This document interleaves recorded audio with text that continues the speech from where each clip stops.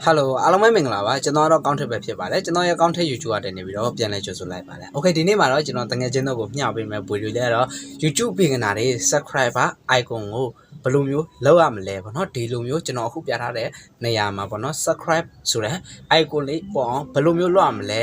ဒီနေရာမှာပေါ့နော်ကျွန်တော်တို့ဒီ subscribe icon မှရမဟုတ်တခြားအရာတွေကိုလည်းထည့်လို့ရပါတယ်ဗျ Okay ဒါကြောင့်မို့ကျွန်တော်ဒီနေ့မှာတငယ်ချင်းတို့ကိုမျှဝေပေးချင်တာကတော့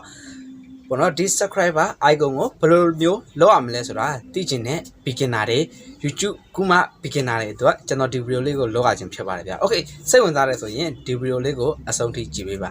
Okay ဒီ video လေးမစတင်ခင်မှာကျွန်တော်ရဲ့ YouTube channel လေးကို subscribe လေးလုပ်ပြီးတော့မှဘေးနာက notification ခေါင်းလေးကိုနှိပ်ထားပေးပါဗျာ Okay ဒါဆိုရင်ကျွန်တော်တို့သွားကြည့်လိုက်ကြရအောင် Let's go တို့ဒီ computer မှာဆိုရင်ကျွန်တော်တို့ပထမဦးဆုံးအနေနဲ့ Google Drive ကိုသွားလိုက်ပါဗျာOkay ပြီးပြီဆိုရင်ကျွန်တော်တို့အနေနဲ့ပေါ့နော်ဒီ open ဆိုတာကိုနှိပ်လိုက်ပါ Okay အခုကျွန်တော်တို့ဒါမျိုးရောက်ပြီဆိုရင်ကျွန်တော်တို့ရဲ့ YouTube channel တွေကိုဝင်လိုက်ပါဗျာတို့ရဲ့ YouTube channel တွေကိုရောက်ပါပြီရောက်ပြီဆိုတာနဲ့တပြိုင်နက်ကျွန်တော်တို့ဘာလုပ်ရမလဲဆိုရင်ပေါ့နော်ကျွန်တော်တို့ရဲ့ဒီရမှာပေါ့နော်ဒီကျွန်တော်တို့ရဲ့ဒီကျွန်တော်အခုပေါ့နော်ဒီမှာပါအခုကျွန်တော်ဒီမှတ်ပြထားတဲ့နေရာလေးကိုနှိပ်လိုက်ပါဗျာကျွန်တော်တို့ရဲ့ channel menu လေးကိုနှိပ်လိုက်ပါ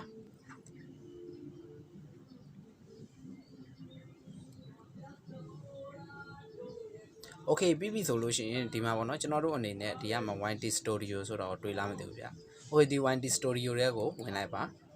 ဆိုလို့ရှိရင်ကျွန်တော်တို့ဒီပေါ့နော် CUSTOMID ပေါ့နော်ကျွန်တော်အခုဒီမှာမျှပြထားတဲ့နေရာလေးကိုနှိပ်လိုက်ပါဗျာ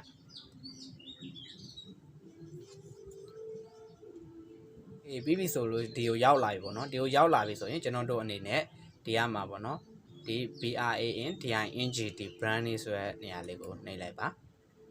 Okay အဲ့မှာဒီအောက်ကိုဆွဲချလိုက်ပါဗျာနော်ဒီကမှာဆိုရင်ကျွန်တော်တို့အနေနဲ့ဒီကမှာ logo ပေါ့နော်ကျွန်တော်တို့ရဲ့ logo က 4MB PNG or GIF case ပေါ့နော်ဒီကမှာကြတော့ကျွန်တော်တို့ရဲ့ banner image อ่ะဆိုရင်2048နဲ့နောက်ပြီးကျွန်တော်တို့11နဲ့5နှစ်ပေါ့နော်1150နဲ့ print ရှိရမယ်ပေါ့နော် Okay ဒီအောက်မှာဆိုရင်ကျွန်တော်တို့ video watermark เนาะဒီ watermark ဒီ watermark video တွေမှာပဲကျွန်တော်တို့အနေနဲ့လုပ်လို့ရပါတယ် Okay အဲ့ဆိုလို့ရှိရင်ကျွန်တော်တို့အနေနဲ့ဒီကမှာပေါ့နော် subscriber အပြင်ကိုထည့်မယ်ဆိုရင်ကျွန်တော်တို့အနေနဲ့ဒီမှာ CHNG chain ဆိုတာလေးကိုနှိပ်လို့ရပါတယ်ဗျ CHNG chain ဆိုတာလေးကိုနှိပ်မယ်ပေါ့နော်ပြီးဆိုရင်ကျွန်တော်တို့ရဲ့ဒီကွန်ပျူတာထဲမှာတင်ထားတယ်ပေါ့နော်ကျွန်တော်တို့ဓာတ်ပုံတစ်ပုံကိုယူမယ်ယူပြီးသွားလို့ရှိရင်ကျွန်တော်တို့အနေနဲ့ subscriber icon ကိုချိန်လို့ရပါတယ်ဗျ Okay ချိန်ပြီးလို့ရှိရင်ကျွန်တော်တို့အနေနဲ့ဒီနေရာမှာပေါ့နော်ဒီ subscriber icon လေးရောက်သွားလို့ရှိရင်ပေါ့နော်မိတ်ဆွေတငယ်ချင်းတို့အနေနဲ့ကိုချိန်ချင်တဲ့ဗီဒီယိုလေးရောက်လို့ရှိရင် beginner တွေအနေနဲ့ပေါ့နော်ထည့်လို့ရပါတယ် Okay ဒီကမှာကျွန်တော်တို့ဒီပေါ့နော်ဒီသတိပြုစရာအချက်3ချက်ရှိပါတယ်ဗျ Okay ဒါကဘာလဲဆိုတော့ကျွန်တော် in off video ကျွန်တော်တို့ရဲ့